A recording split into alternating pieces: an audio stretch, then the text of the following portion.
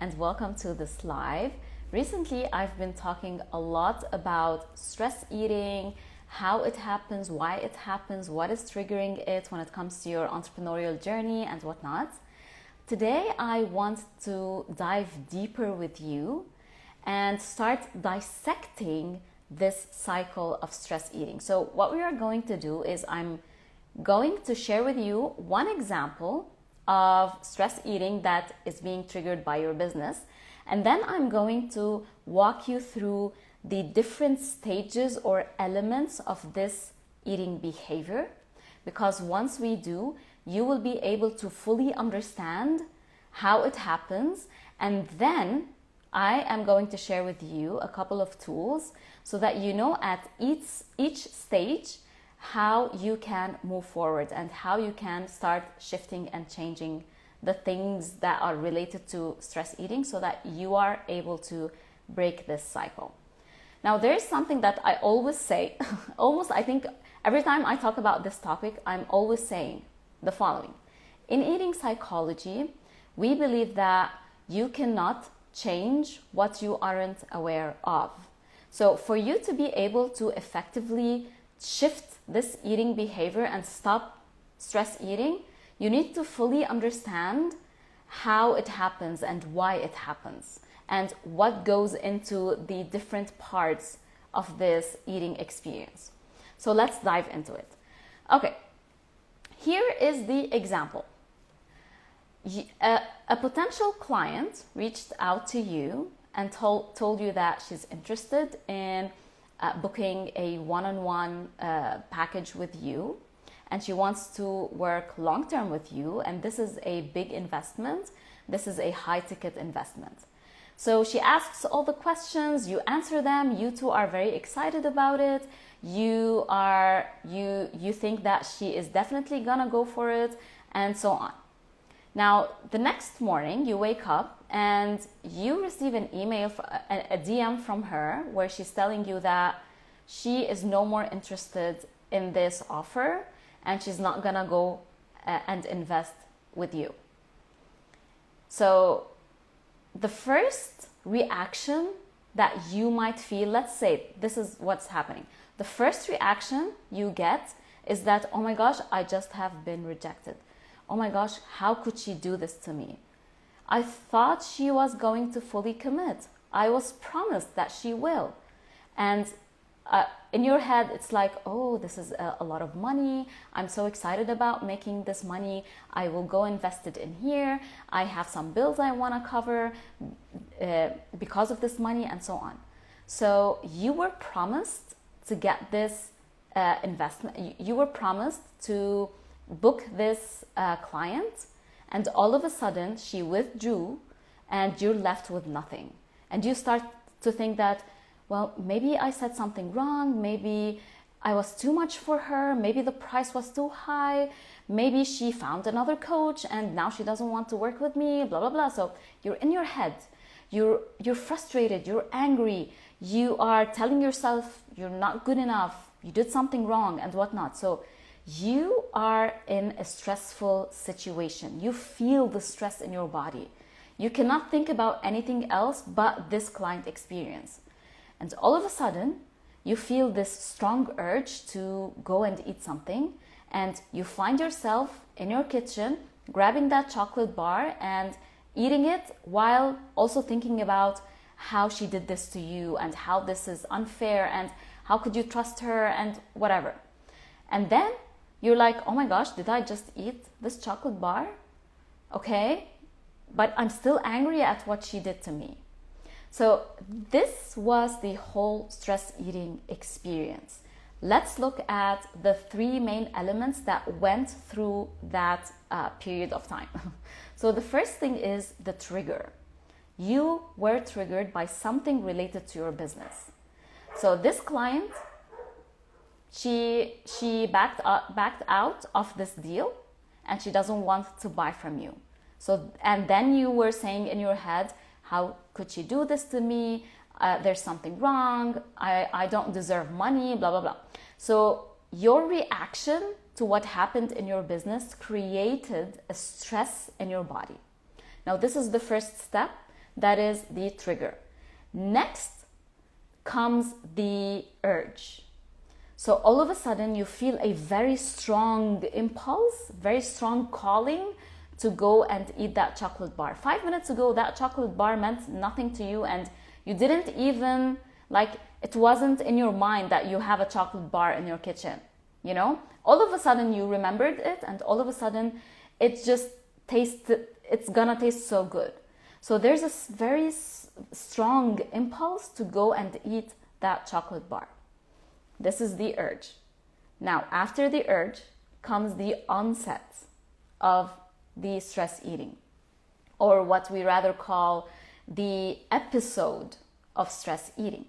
So the urge was there, you still didn't eat, you just felt this strong impulse and strong emotion or feeling or sensation to go and eat it, and then you gave in to the urge and you went and grabbed that chocolate bar and you ate it. Now, during the onset of the stress eating, which is the action of eating, you were eating in a fast way. You were eating mindlessly while thinking about the same scenario and creating scenarios in your head and telling yourself blah, blah, blah, blah, blah, blah, blah, blah, blah. So you weren't actually there with the chocolate bar. You didn't even taste it. You don't know how it tasted because you weren't there. And after the onset comes sometimes the guilt of, oh my gosh, what did I just do? Or maybe you don't even think about it and you move on and still think about that client who declined you, who rejected you, and blah, blah, blah.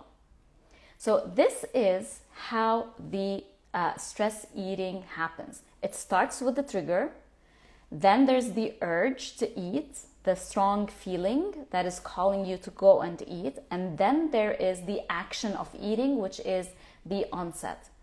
Now, looking at these three elements, when you fully understand that stress eating is not only about the action of eating, but there are 2 steps before that precedes the action, you are able to stop yourself from eating once you train yourself how to deal with these 2 things before the eating happens. So when it comes to the trigger, you get to understand what triggers your stress eating. And then you work on managing and dealing with that part before it turns into an urge. So here comes the mindset work. Sometimes maybe what triggers you is an unorganized schedule. You get to work on that. Sometimes it's that you're feeling drained, so you might want to rest, and so on. So before the eating happens, there's a trigger, and here's the first tool which we do, which is we work on what is triggering your stress eating. And this has, if you can see, this has nothing to do with food. We still didn't work anything, we didn't do anything regarding the eating part.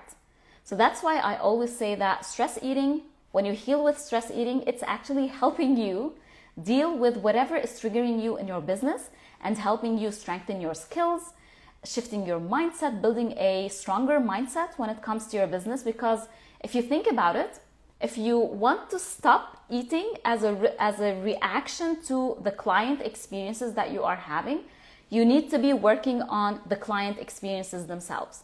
So what are you making it mean about you when a potential client decides not to go forward with the deal or with booking your one-on-one, let's say? How are you dealing with it? Are you taking it as a rejection? Are you telling yourself you're not good enough, that there's something wrong with you, that no one else will fill her shoe, no one else will book that spot, that if she declined, everyone else will decline, and blah, blah, blah, all of these things. So how are you reacting, or are you responding to the trigger that is happening in your business? Now, this is very, very, very important, because if you want to build a successful business, these are the elements that you need to be healing with, growing, strengthening your skill set in, so that you are able to move forward in your business.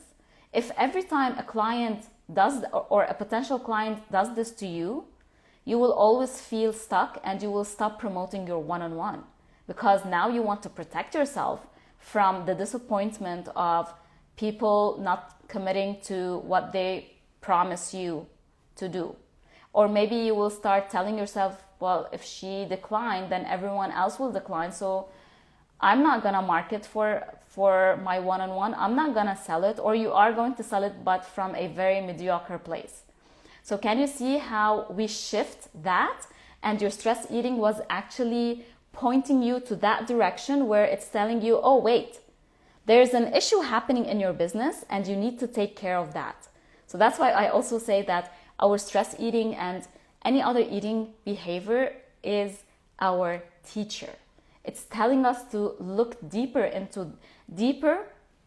way deeper than the behavior itself.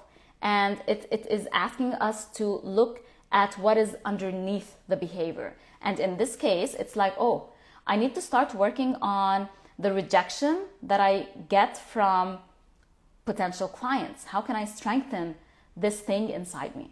Now, after working on the trigger, we work on the urge itself. By the way, we don't have to work on them in order. Sometimes we move it backwards. We move it from we start bringing awareness to the episode, blah blah blah, doing some work there, and then it becomes easier to catch yourself before the episode happens.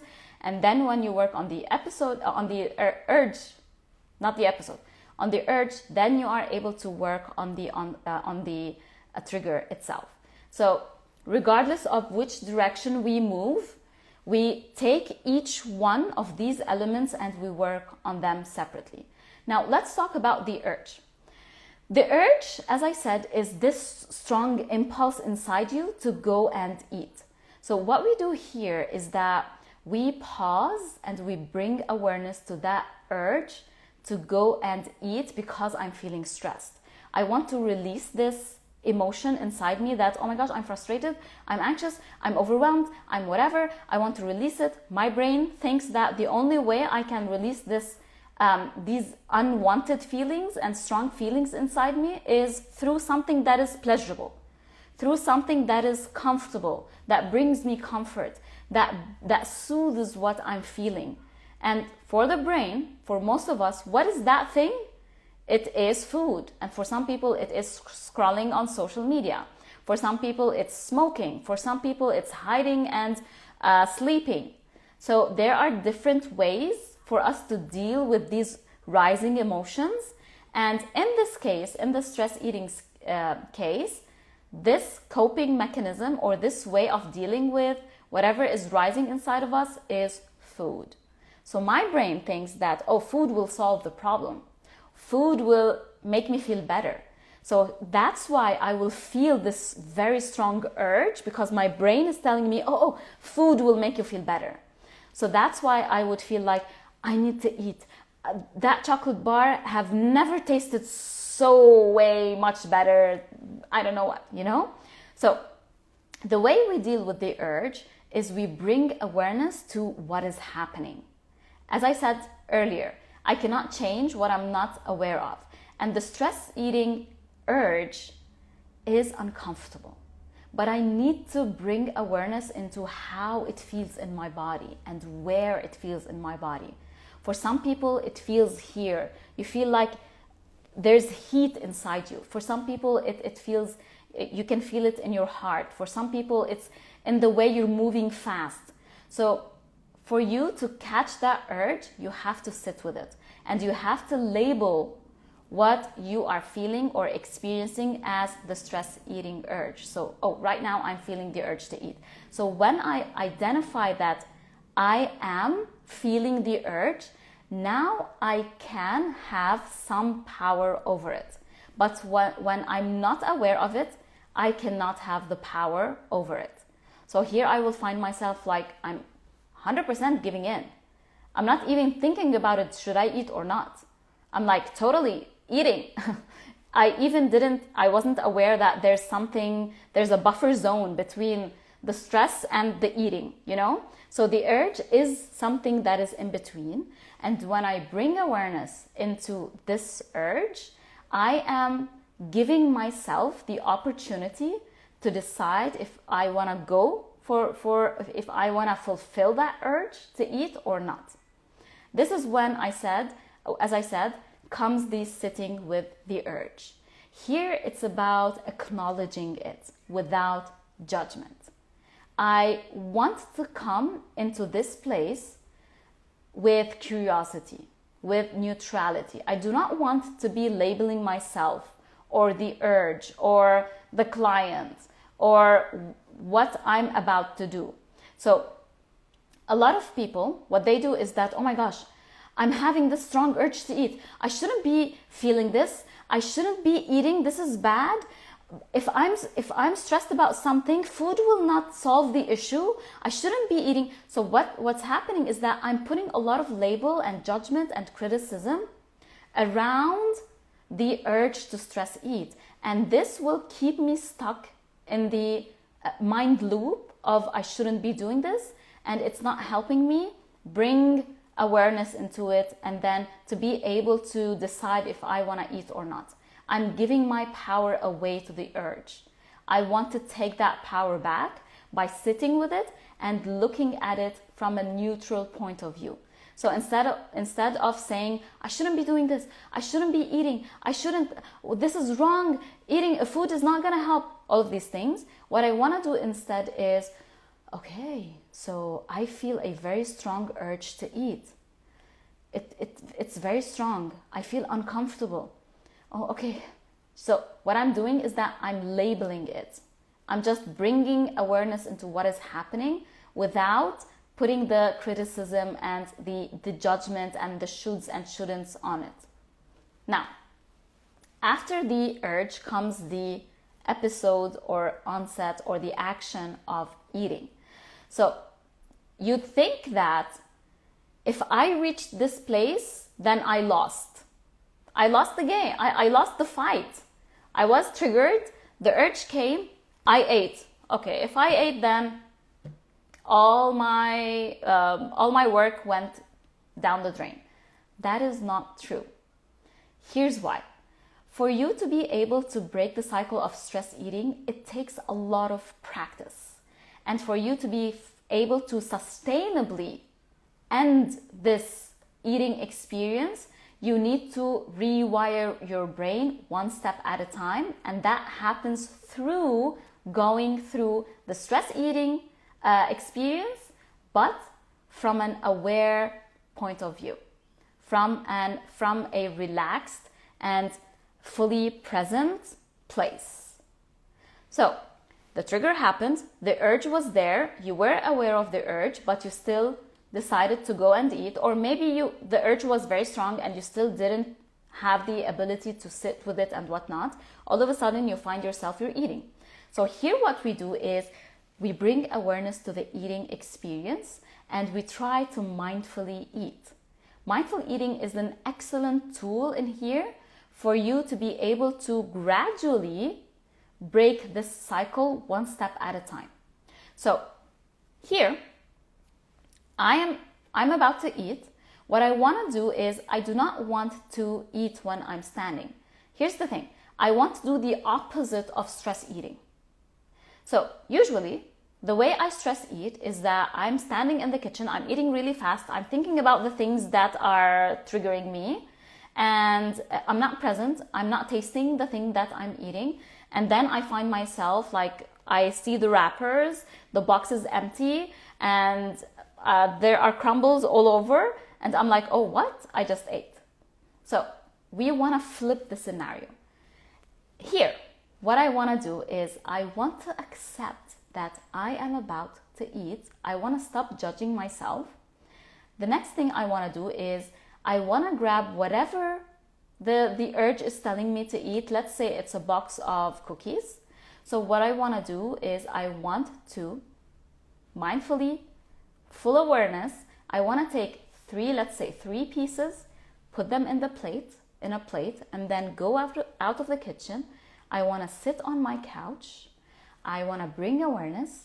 I want to breathe, and I want to slowly eat while actually tasting the cookie. Here I would want to tell myself that although I'm really angry about that client and what happened, how is this tasting? So here what I want to do is I want to bring a little bit of awareness into the eating experience. And once I do, I'm able to connect with my body and I am able to ask myself questions. So is this cookie as good as I think it is? Is it giving me the satisfaction that I'm after? Is it really going to solve my problem? Once again, not from a critical point of view. I'm not like saying, oh, I shouldn't be eating this. Is it really going to solve this problem? Not from that point of view, not from that route. I want to really ask myself neutrally, without judgment, is it really going to solve my problem? So when you repeat this mindfulness and this awareness with stress eating, over time, the stress eating urge wouldn't be as strong and would not overtake you the way it used to do. You will start to have more power over it. You will start to feel that it used to be 100% urge, now it's an 80% urge. After a while of doing this work, it's a 50% urge. And over time, you will start to notice that the urge is there, but I'm not feeling that it's that strong. And, well, I don't think food is gonna help. Let me do some journaling. So here you start to shift to other coping mechanisms that will actually help you move forward in whatever triggered you in your business. So can you see how we are approaching this eating experience and this unwanted behavior that is affecting you in your business, in how you manage your stress and whatever? We are dealing with it from an aware way. Instead of, I shouldn't be doing this, I should end this, oh my gosh, I'm self-sabotaging every time I do this, I shouldn't buy these foods anymore, blah, blah, blah. I'm not doing it from a restrictive way. I'm not doing it from a judgmental way. I'm doing it I'm bringing curiosity. I'm being neutral about this eating experience. I am letting go of all of the meanings that I used to give to that eating experience. And I'm starting to break it one step at a time through awareness, through the mindfulness tools that you get to do with the different elements and the different stages of the cycle of stress eating. Now, the last thing I want to say about this topic is that when you are working on stress eating, I kind of touched a little bit on what I'm about to say, and that is, when you are working on breaking the cycle of stress eating, you are actually working on two things. Actually, yeah, three things. The third one is kind of a branch of the second. The first thing is that you are working on the trigger. You are working on the things in your business that are holding you back, that are creating the unwanted feelings and the uncomfortable places that you might not have control over, but you can control how you are responding and reacting to it. So you want to break the cycle of stress eating, okay, great, but the trigger is still there. So I also want to work on the trigger. As I said, for example, the example of the client default and rejection. So here I would start to bring awareness into, how can I move forward? How can I stop being triggered every time a client rejects me? So what are the things that I want to do here? Is it mindset work? Is it self-confidence work? Is it doing the things regardless of the expectations? Is it, I want to, stop putting meaning to things? So here I'm doing the mindset work that is related to my business. Now, the other thing that comes and where I work when it comes to breaking the cycle of stress eating is with food itself. So here is when I'm bringing awareness into the urge and the onset of stress eating. So there are lots of tools where I get to work on these two. And then the third thing that I said, it's a branch of the second one, which is I start to shift my coping mechanism from food to something else. So I'm triggered by this thing that happened in my business. I'm no longer reaching for food to soothe or to avoid whatever triggered me. Okay, I want to do something else other than food. So here I might be doing meditations, I might be doing mindset work, I might be doing breathing techniques, I might be talking with my coach about it, I might be journaling on it, I might be going for a run, dancing like no one's watching. So I get to choose other ways to deal with the experience and the stress that I'm having in my body away from food. This is how I start breaking the cycle of stress eating and then building other coping mechanisms that are healthy and that are supportive, and they actually help me to move on and move forward in my business instead of masking what I'm feeling. Because when I'm reaching for food, I'm soothing that feeling inside me, but it's very temporary because I didn't actually work on the mindset that goes in my head. Oh, she lied to me. I don't know, that every time it happens to me, no one will actually buy from me, blah, blah, blah. So food gave me a very short-term pleasure, but the chatter in my head is still there. When I switch to more supportive coping mechanisms, so let's say I'm not reaching for food anymore. I am journaling. So here I'm writing what I'm feeling. I'm doing reframes. I am, let's say I'm doing affirmations. I'm doing brain dump of all of the things that are happening in my head. And then I'm feeling really better about myself. And with time, as I'm approaching this coping mechanism, with time, I don't even need to journal when someone rejects me. Can you see how we deal with the cycle of stress eating and how it is actually, it goes way deeper than just to stop eating and stop using food?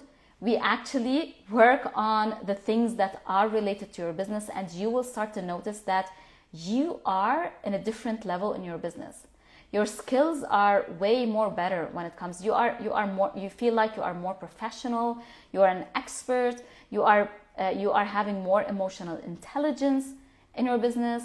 You are more organized, because when you're not organized, you are stressed and you are overwhelmed and you're eating, and so on and so forth. Your stress eating is always your teacher.